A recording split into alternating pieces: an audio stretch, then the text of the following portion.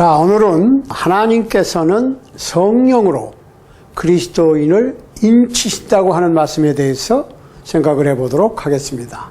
자, 우선 에베소서 1장 13절로 14절.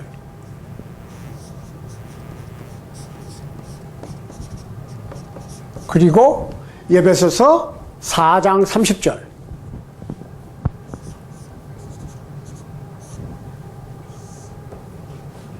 하나님께서는 성령으로 그리스도인을 인치신다. 이렇게. 하나님께서 성령으로 그리스도인을 인치심에 대해서 생각해 보도록 하겠습니다. 자, 일단 에베소서 1장 13절 14절을 우리가 보도록 하겠습니다. 그 안에서 너희도 진리의 말씀 곧 너희의 구원의 복음을 듣고 그 안에서 또한 믿어 약속의 성령으로 인치심을 받았으니 이는 우리의 기업의 보증이 되사 그 얻으신 것을 구속하시고 그의 영광을 찬미하게 하려 하심이라. 한 말씀 보세요. 그 안에서, 그리스도 안에서, 그 말이죠.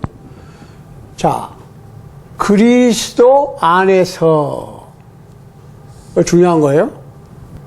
진리의 말씀 곧 너희의 구원의 복음을 듣고 진리의 말씀을 듣고 진리의 말씀을 듣고 이 진리의 말씀이 복음이라고 했어요. 그 안에서 또한 믿어. 그 안에서 또한 믿어. 이거 믿어. 그 믿음. 약속의 성령으로 인치심을 받았으니 그러고 나서 약속의 성령으로 인치심을 받음. 이렇게 됐거든요. 이는 우리의 기업의 보증이 되사. 보증이란 말이에요. 기업의 보증. 그 얻으신 것을 구속하시고, 이것이 구속이라는 거예요. 기업의 보증이. 그의 영광을 찬미하게 하려 함이라. 찬미한다. 그분의 영광을.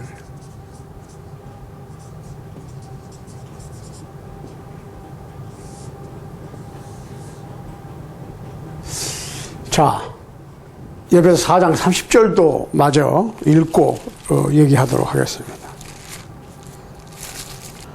하나님의 성령을 근심하게 하지 말라. 그 안에서 너희가 구속의 날까지 인치심을 받았느니라.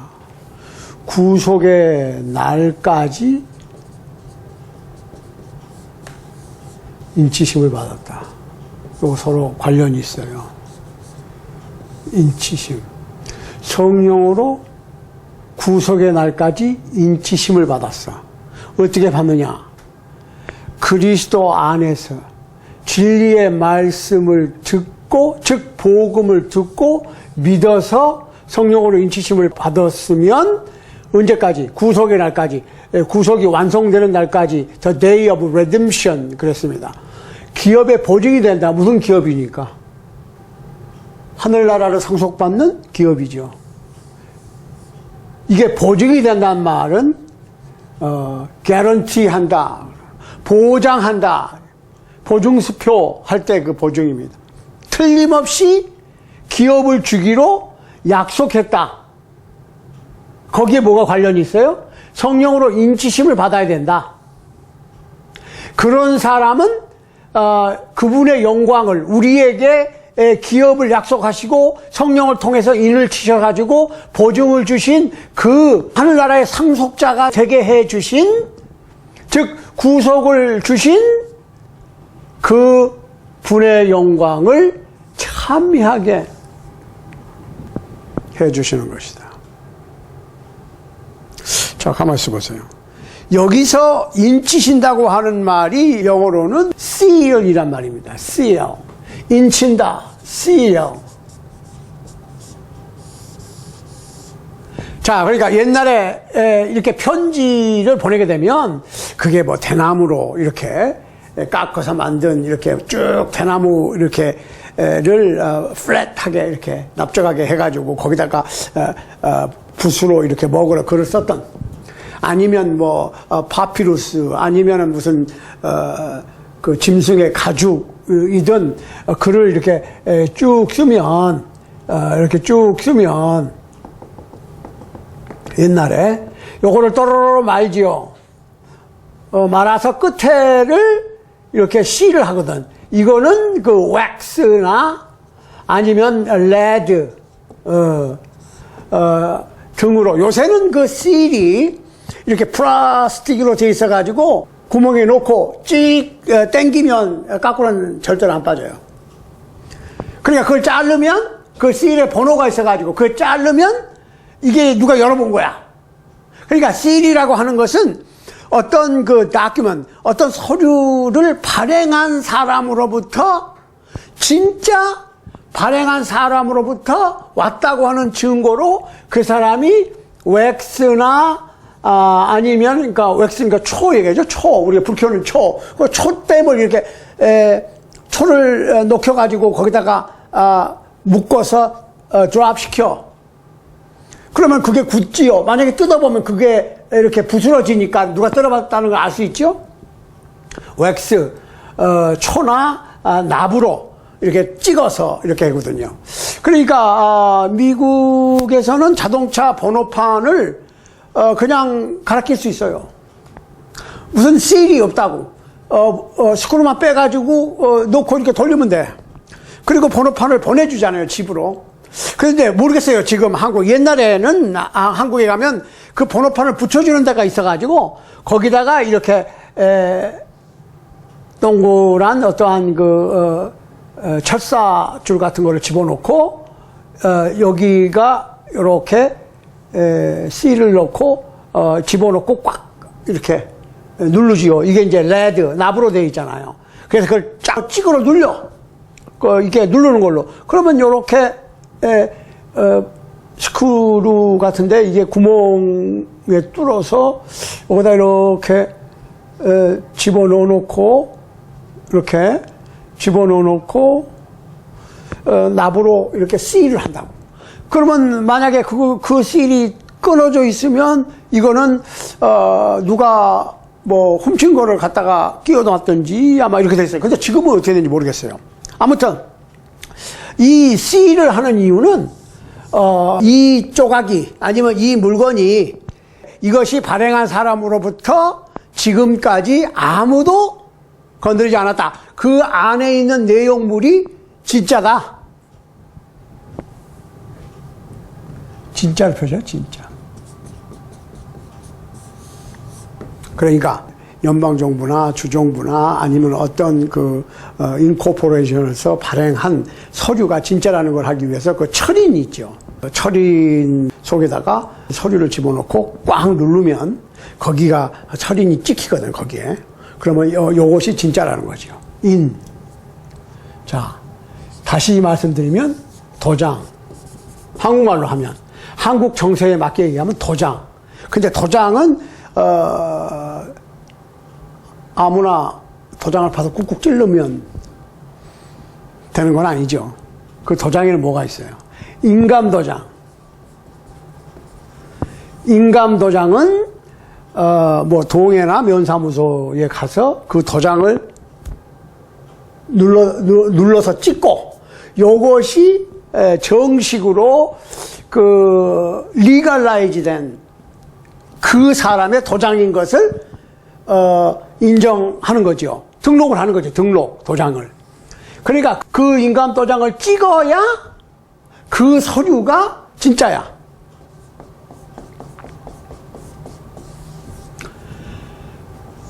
그 인감 도장이 아니거나 아니면 인감 도장과 다른 도장을 사용했을 때는 진짜가 아니죠. 다른 도장을 사용했을 때는 진짜가 아니죠. 그러니까 하나님께서 성령 안에서 그리스도인을 인치신다는 얘기는 결론적으로 하나님께서 그 무엇을 개런티, 무엇을 보증하신다는 거거든.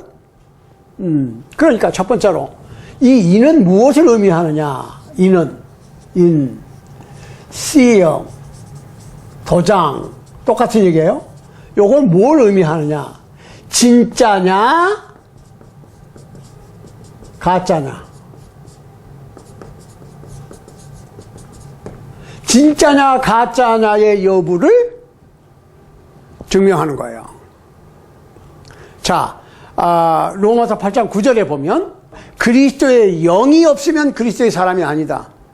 그러니까 어떤 사람이 그리스도인인지 그리스도의 사람이니까 그리스도인이죠. 그리스도의 사람인지 아닌지 그리스도인인지 아닌지를 알아보려면 그 사람이 성령을 그리스도의 영을 갖고 있느냐 갖고 있지 않느냐. 어떤 문서나 뭐 어떤 사람도 돼요. 예술품도 되고 어떤 물건이 진짜냐 가짜냐가 알려면 뭐가 필요해요? 도장, 시일이 필요하고. 자, 시일이 찍혔어. 도장이 찍혔다고 그럴 것 같으면 진짜할 수 있어요. 그렇지만 도장을 믿을 수 있느냐? 이게 인감 도장이냐 아니냐 그 얘기죠. 누가 그냥 도장 파가지고 찍은 거냐 아니면 진짜 리갈라이즈 된 법적인 효력이 있는 인감 도장이냐. 인감 도장이냐. 그러니까 진짜냐 가짜냐는 도장이 찍혔느냐 안 찍혔느냐. 도장이 찍혔다면 그 도장이 믿을 만한 인감 도장이냐 아니냐. 그 도장 역할을 하는 것이 그리스도인이 진짜 그리스도인인지 아닌지, 진짜 천국 백성인지 아닌지, 진짜 하나님의 자녀인지 아닌지는 그가 가지고 있는 영에 의해서 판단이 된다는 얘기죠. 그 9가지 은사 중에 보면 영분별의 은사가 있었거든요. 근데 그때는 예를 들어서 다 내가 그리스도의 복음을 갖고 그리스도의 복음을 전하는 사람이다. 내가 하나님의 메신저라고 얘기하면 구분하기가 힘들었어. 그래서 영분별의 은사를 가지고 있거든. 영분별. 특별히 영을 분별할 수 있는 그 능력이 선물로, 성령의 선물로 어떤 특정한 사람들에게 1세기에 주어졌다는 거죠. 그럼 오늘날에도 그 영분별의 능력이 있느냐? 아니면 영분별의 은사가 있느냐? 은사는 미안하지만 끊어졌어요. 그러면 오늘날의 영분별을 어떻게 하느냐? 여기서 또 나오지만 요한복음 6장 63절에서 예수님께서 내가 너희에게 이른 말이, 내가 너희에게 한 말이, 들려준 말이 영이요 생명이라고 그랬으니까 하나님의 말씀에 비추어서 성경에 기록되어 있는 말씀에 맞으면 그 가르치는 영도, 그 주장하는 영도 바른 영이겠죠. 말씀과 틀리면, 가르침이 말씀과 틀리면 다른 영이죠. 그러니까 항상 영은 말씀으로, 그 말씀으로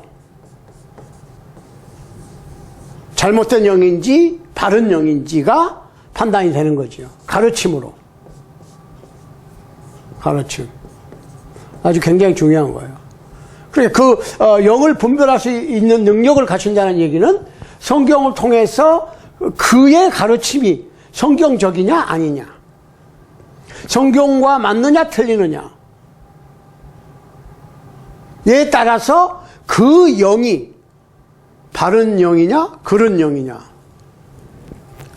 증명이 되는 거예요. 그러니까 여러분들이 이 시간뿐만 아니라 모든 설교나 말씀 강론이나 성경 공부를 들을 때는 무조건 아멘 아니면 뭐 그런가 보다 이러지 말고 확인을 해봐야 돼요. 확인을.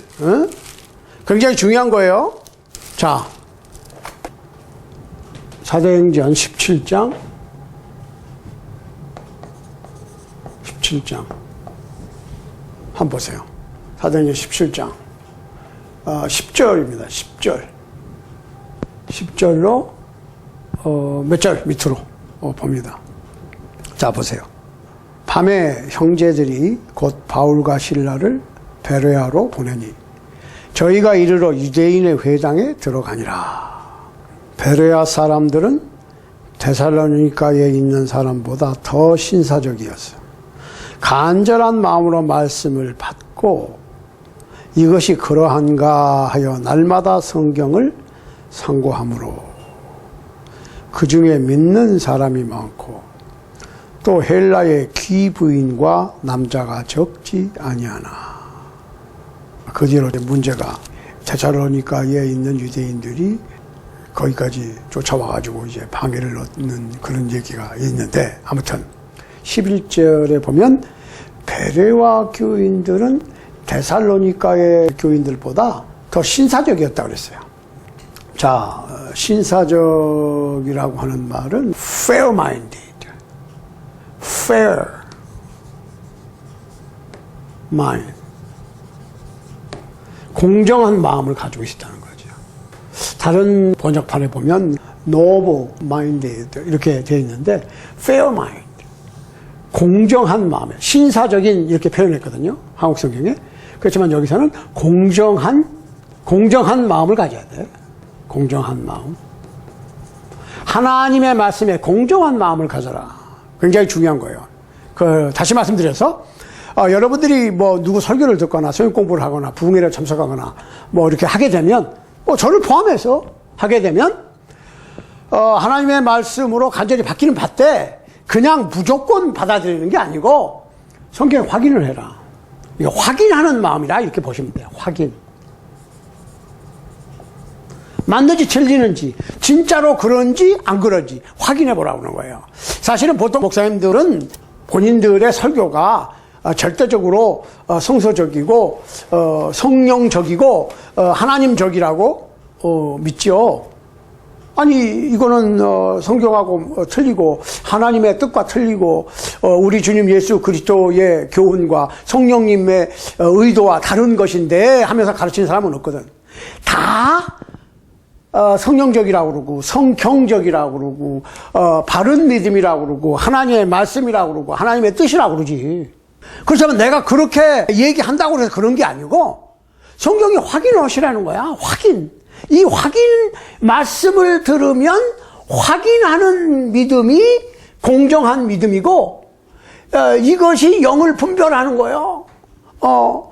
초대교회는 이 신약 성경이 완성되지 않았으니까 그 사람의 얘기를 듣고 그 사람의 영이 바른지 그런지를 판단할 수 있는 기준이 없잖아요. 신약 성서가 없었으니까.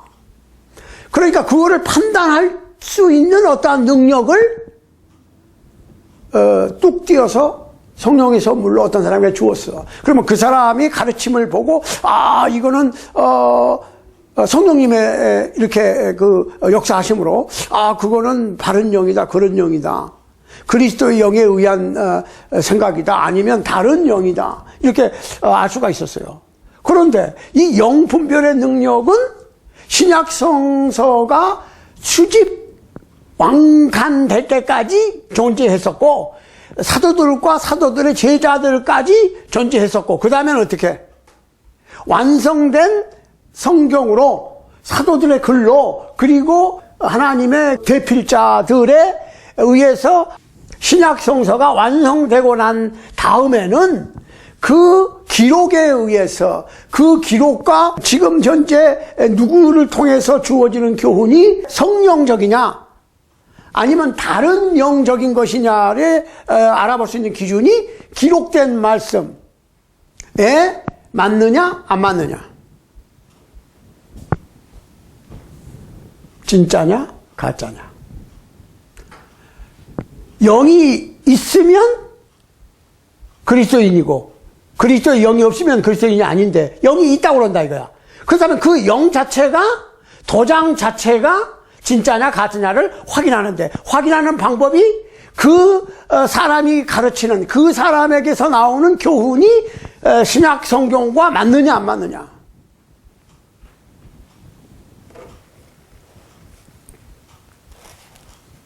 이해되시죠? 자, 두 번째로 이 영은 두 번째로 이 영은 이는 영이고 그게 성령을 얘기하는 거예요. 그 도장은 성령님 자체예요. 내가 그러면 인치심을 받았는지 안 받았는지 어떻게 알 수가 있어요? 내가 인치심을 받았다고 우기면 되는 게 아니죠. 성경에서 어떻게 하면 성령을 받는다. 즉 성령으로 인치심을 받는다. 성령의 인치심을 받았다는 것은 내가 하나님의 것이 되었다고 하는 증거로, 내가 참 하나님의 백성이요 하나님의 자녀라고 하는 것을 보증하는 그 도장을 찍은 것과 같은 것이 바로 성령을 선물로 받는 겁니다. 내재하는 성령님을 모셔드리는 것을 허락받아서 내가 그 성령님의 성전이, 성령님의 거하시는 성전이 되었다는 거죠. 자, 사도행전 2장 38절 보시라고. 너희가 회개하여 각각 예수 그리스도 이름으로 세례를 받고 죄 사함을 얻어라. 그리하면 성령을 선물로 받으리니. 그러니까 회개라고 하는 것이 필요하다고 그랬어요. 회개하고 그 다음에 뭐요? 침례받아라. 근데 그 전에 뭐가 필요해요? 회개가 되려면 믿음이 있어야 돼. 믿음을 알려면 들어야 돼.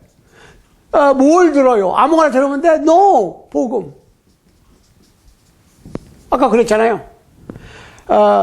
하나님의 진리의 말씀, 즉 복음을 듣고 믿어서 성령으로 인치심을 받는다. 근데 여기 믿음에는 회개와 침례가 자동으로 포함됐기 때문에 진리의 말씀, 복음을 듣고 믿어서 성령으로 인치심을 받았다. 그리고 기업의 보증으로 구속의 날까지 인치심을 받았으니까 그분의 영광을 찬미하는 생활을 해라.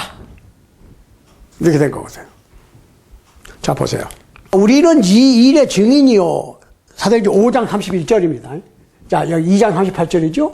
5장 31절. 32절. 미안합니다. 32절. 우리는 이 일의 증인이요. 하나님이 자기를 순종하는 자들에게 주신 성령도 그러하니라. 자, 아까는, 회개하여 세례받고 성령을 받는다고 그랬잖아요. 그럼 여기서는 뭐요? 순종하는 자들에게 또 이랬거든. 순종. 침례가 복음을 듣고 믿고 회개한 사람들의 첫 순종이 침례거든. 그 사람들에게 어떻게 해요? 성령이 허락된다. 그 얘기죠. 그런 사람들에게. 하나님께서 성령 안에서 그리스도인들을 인치신다는 얘기는 도장을 찍어주신다?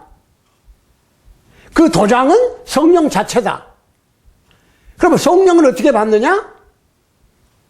진리의 말씀, 복음을 듣고 믿고 회개하고 그리스도를 구세주로 고백하고 순종하라. 그 첫 순종이 침례받는 거다. 그러면 성령이 주어지는 건데 그 성령은 우리가 진짜라고 하는 도장을 찍어져 있는 것 같다. 그런데 문제는 구속의 날까지 인치심을 받았으니까 우리의 구원이 완성될 때는 예수님께서 다시 오셔야 되니까 그 구속의 날까지 보증하는 거예요. 보증, 개런티, 보증수표. 그 얘기는 무슨 얘기예요? 여기 100만 불짜리 보증수표가 있다. 그러면 그 보증수표는 100만 불 현찰과 맞바꾸기 전에는 아직 현찰이 아니라고. 보증수표는 글자 그대로 보증수표. 100만 불 캐시를 은행에서 주겠다고 하는 보증수표죠. 보증수표를 가지고 그 발행 은행에 가면 제일 먼저 대조하는 것이 뭐예요? 그 서명이 맞느냐? 거기 사인되어 있는 게 맞느냐 이 말이에요. 사인. 시그니처. 서명이 맞느냐? 그 은행의 담당자의 사인이 맞느냐? 사인이 처음에는 있느냐를 봐야 되겠죠? 사인이 있어야 되겠고, 또 사인이 있는다고 다 되는 것이 아니라 그 사인이 진짜 사인이냐 아니냐. 요 보증하는 그 액수를 보증하기 위해서 서명한 분이 성령이다. 즉 성령이 없으면 그 보증수표에 나와 있는 구속이라고 하는 그 구속이라고 하는 이거 완성된 구속을 얘기해요. 영과 육의 뭐 통틀었어. 영은 제3의 구원뿐만 아니라 육신의 연약함까지 완성되는, 육신적으로도 아무런 문제가 없는, 절대로 죽지도 않고 늙지도 않고 쇠하지도 않는, 안경 쓸 일도 없고 각종 그 통증도 없고 늙어지지도 않는, 쇠하지도 않는 불사신이 되는 영과 육의 구원의 완성을 얘기하는 거예요. 예. 그러니까 우리는 지금 약속만 받았다고, 보증수표만. 그 보증수표에 보증하는 사람이 성령이시라는 얘기고, 그 성령을 받으려면 복음을 듣고 믿고 회개하고 그리스도를 구세주로 고백하고 침례 받고, 그 다음에는 뭐예요? 사랑을 실천하면서 그리스도 안에서 죽어야 돼. 죽도록 충성하라. 그러면 죽을 때까지 충성하라는 얘기예요. 죽을 만큼 악을 쓰고 뭐 다 어디 가서 순교를 해야 되고 뭐 그럴 수도 있어. 그렇지만 그 원래의 뜻은 그게 아니고 죽을 때까지, 숨이 끊어질 때까지 믿음 안에서 믿음의 정죄를 지켜야 된다. 그러면은 이 인치심을 받은 사람들에는 어떤 특성이 있어야 될 거 아니에요. 인치심을 받은 사람들이 특성이 있을 거라고. 세 번째로. 자, 결과. 이 인침의 결과. 이렇게 얘기를 해야 돼. 그러니까 성령 받았다. 그렇죠. 예배석 교회에게 그 사도행전 19장에서 사도 바울이 너희가 믿을 때 성령을 받았느냐 했죠. 그 성령은 세례와 관련이 있다고 그랬고, 바른 세례를 받아야 성령을 받는다고 그랬어요. 진짜 성령을 받는 거예요. 들어갔다 나갔다 하는 성령이 아니고 아예 내 마음속에 들어와서 장착되어서 안착하시는 성령이에요. 그분을 모셔드리는 거예요. 확실하게. 그냥 들어갔다 나갔다 하는 성령이 아니고. 자, 그 결과가 있을 거 아니에요. 성령을 받았으면, 아니 나무를 심었으면 때가 되면 뭐가 나와요? 그 나무에서 열매를 받아야 될까? 열매. 결과는 항상 열매를 얘기하는 거라고. 열매. 응? 결과. 어떤 일을 시작했으면 그것이 나타나야 될 거 아니겠어요? 그거를 갖다 성경에서는 성령의 열매라고 그런 거예요. 성령의 열매. 열매인데 성령의 열매. 자, 성령의 열매가 뭡니까? 뭐가 성령의 열매입니까? 갈라디아서 5장 22절, 23절.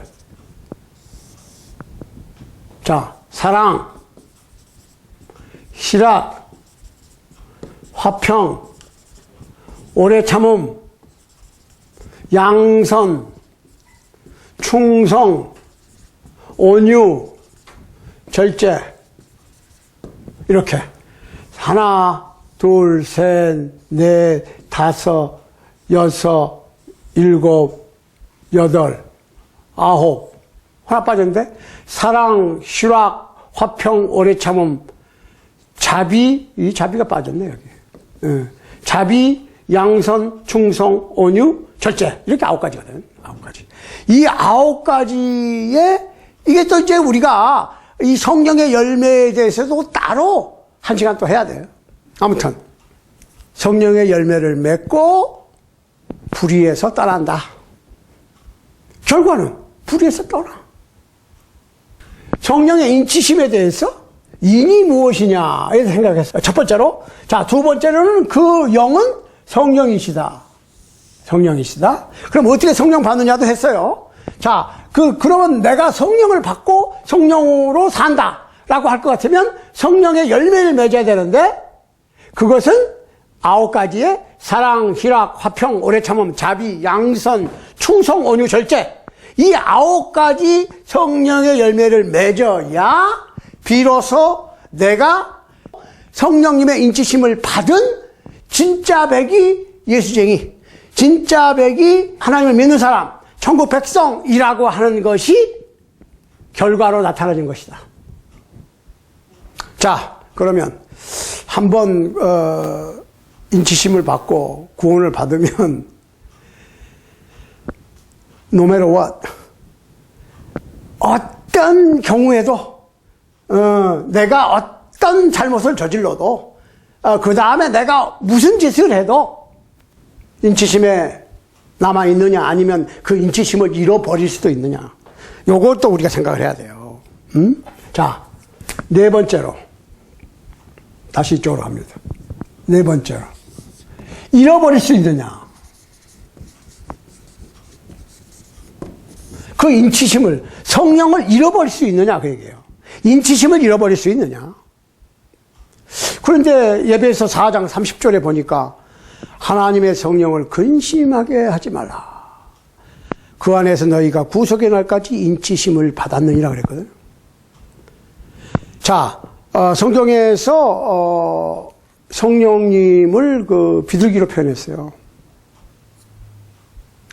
예수님께서 갈릴리에 사시다가 30세쯤 되시니까 목수 연장 가방을 내려놓으시고 이제 나머지 3여 년의 공생애를 시작하시기 위해서 70마일이 떨어진 요단강, 세례 요한이 세례 주는 곳까지 오셔서 예수님께서 요한에게 세례를 받으시고 물에서 올라오실 때에 성령이 비둘기같이 임했고 음성이 들렸어요. 하늘에서 이는 내 사랑하는 아들이니 내가 기뻐하는 자라. 너희는 저의 말을 들어라.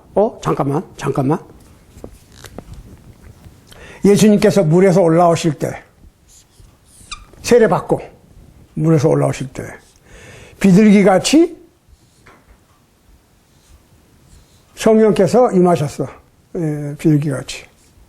그리고 음성이 들렸어.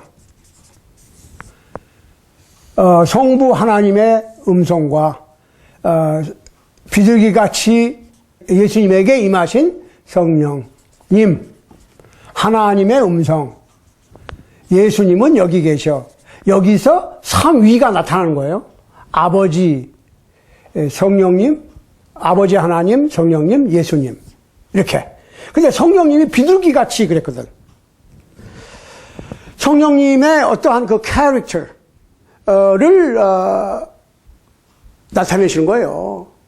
여러분들, 비둘기는 상당히 예민한 동물입니다. 비둘기가 사는 집을 예쁘게 페인트를 칠해주고 이렇게 잘 가꿔주고 이렇게 먹이도 잘 주고 그러면요, 아주 새끼도 많이 낳고 또 친구도 많이 데려와. 그렇지만 페인트가 바래고 밥을 주든지 말든지 GBP가 새든지 말든지 아무 상관 안 하고 밥도 안 주고 그러면요, 즉 무시해버리면 떠나버려요. 성격이 있다고. 왜 비둘기처럼 이렇게 예수님께 임하신 성령님, 비둘기로 표현이 됐느냐? 그렇게 예민하시다는 거야, 성령님은. 그러니까 문제는 성령님을 근심케 하지 말라. 막 시끄럽게, 막 불안하게 이렇게 두들기면서 아주 잡음을 막 일으키고 밥도 안 주고 막 신경도 안 쓰고 그러면 떠난다니까? 성격이 나타나는 거예요. 그러니까 하나님의 성령을 근심하게 하지 말라. 그 안에서 너희가 구속의 날까지 인치심을 받았느니라. 예배서 4장 30절. 인치심을 받았으니까 성령님께서 어느 날 나의 영이 성령님을 무시해버려, 번체만체 해버려. 그러면 떠나실 수밖에 없는 거야. 비둘기가 집주인이 무관심하고 돌보지 않으면 떠나듯이. 생각하셔야 돼. 그러니까 인치심을 잃어버릴 수도 있느냐? 예, 잃어버릴 수도 있습니다. 또 데살로니가 전서 5장 19절에 보면 성령을 소멸치 말라. 우리 지난 시간에도 했지만 성령을 꺼버리지 말라. 그 다음에 로마서 6장 16절 한번 보세요. 로마서 6장 16절 보시겠습니다. 너희 자신을 종으로 들여 누구에게 순종하든지 그 순종함을 받는 자의 종이 되는 줄을 너희가 알지 못하느냐? 혹은 죄의 종으로 사망에 이르고 혹은 순종의 종으로 의에 이르느니라. 가만히 있어봐. 내가 누구에게 순종하든지 나의 순종을 받는 그 사람의 종이 되는 거야, 내가. 자, 그런데 여기서 내가 죄를 따라가면, 죄를 섬기면 죄의 종이 되고, 의를 따라가면 의의 종이 되는 거야. 그러니까 내가 나의 마음과 나의 육신의 모든 것을 의를 위해서 사용하면 의의 병기로서 의에 이르고, 죄를 하는데 내가 내 몸과 마음을 사용하면 죄의 종으로 사망에 이른다. 뭐 한 번 구원받으면 그냥 하나님께서 그냥 어떻게 해서든지 그냥 절대 고난을 가지고 나를 불의에 떨어지지 않게, 나를 믿음에서 떨어지지 않게, 믿음에서 탈락되지 않게 끝까지 붙잡아 주신다. 이게 뭐 그렇게 되면 좋지. 그렇지만 나 잡아봐라 식으로 내가 나쁜 짓을 골라가면서 하고 주님의 뜻과 정반대로 달려가면서 주님께서 나를 따라와서 구원시킬 수 있으시거든 나를 한번 구원시켜 보시지요 하는 거하고는 얘기가 다르죠. 그러니까 내가 의에 순종하고 의를 따르든지 죄에 순종하고 죄를 따르든지 그건 내가 하는 거라니까요. 내가 의를 따라가면 의의 종이 되고 생명에 이르고, 내가 죄를 따라가면 죄의 종이 되는데 그걸 사망에 이르고. 로마서 6장 16절 잘 읽어보시기 바랍니다. 에베소서 1장 13절 14절에 보면 그 안에서 너희도 진리의 말씀 곧 너희의 구원의 복음을 듣고 그 안에서 또한 믿어 약속의 성령으로 인치심을 받았으니 이는 우리의 기업의 보증이 되사 얻으신 것을 구속하시고 그의 영광을 찬미하게 하려 하심이니라 그랬거든요. 여기서 인이라고 하는 얘기가 나왔죠. 자, 그 인은 뭐냐? 다른 말로 표현하면 심벌이에요. 심벌. antitypes. antitype이라고 하는 것은 어떤 심벌로 다른 어떤 것을 표현하는 거예요. 베드로전서 3장 21절 보시라고. 물은 예수 그리스도의 부활하심으로 말미암아 이제 너희를 구원하는 편이, 구원하는 상징이니, 구원하는 예편이, 그 구원을 나타내는 다른 표현하는 방법이에요. 곧 세례라. 육체에 더러운 것을 제하여 버림이 아니요. 여기서는 때를 베끼는 것이 아니요. 그 얘기예요. 선한 양심이 하나님을 찾아가는 것이다.